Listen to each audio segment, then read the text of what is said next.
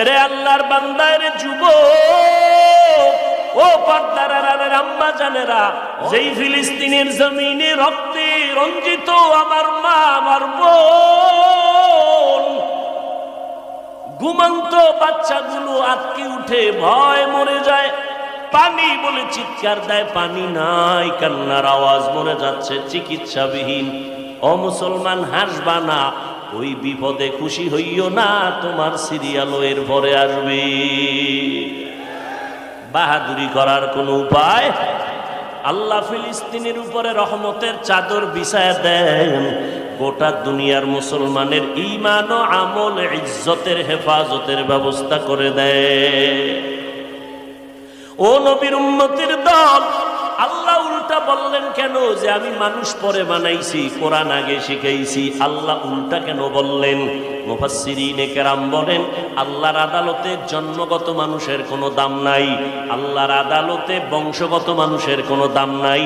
আল্লাহ যে বলছেন আমি কোরআন শিখাইয়া মানুষ বানাইছি, এটা জন্মগত মানুষ না, এটা বংশগত মানুষ না, এই মানুষটা হলো একমাত্র গুণগত মানুষ, গুণের মানুষ।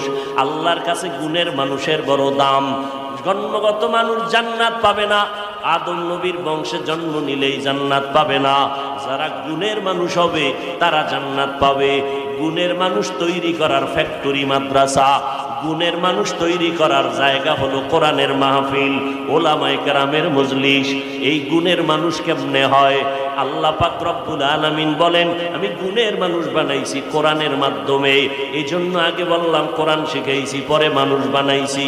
এবার গুণটা কি ভালো করে বুঝেন। মাইকওয়ালা মাইক বানাইছে আওয়াজ দেওয়ার জন্য। যেই বস্তুটা যেই কাজের জন্য বানায়, ওই কাজটাই হলো ওই বস্তুটার গুণ। মাইকের কাজ কি? আওয়াজ দেওয়া, আওয়াজ দেওয়াই মাইকের গুণ। বাতির কাজ হলো আলো দেওয়া, আলো দেওয়া বাতির গুণ। পাখার কাজ হলো বাতাস দেওয়া, বাতাস দেওয়া পাখার গুণ। কারণ বাতিওয়ালা বাতি বানাইছেই আলো দেওয়ার জন্য, আলোটাই তার গুণ। যদি বাতি আলো না দেয়, লাথি মেরে ফালায় দাও, এটা গুণের বাতি না।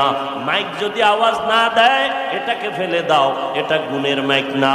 যদি বাতাস পাখা ঠিক মতো না দেয়, ফেলে দাও, এটা গুণের পাখা না। যেই বস্তুটা যেই কাজের জন্য বানায়, ওই কাজটা হলো ওই বস্তুর জন্য গুণ।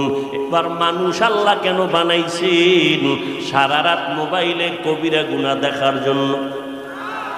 এর যুবক, চেহারাটাকে নষ্ট করে ফেলেছো, চোখের পাওয়ার নষ্ট, তোমার খবর নাই। তোমার কিডনি ড্যামেজ হয়ে যাইতেছে।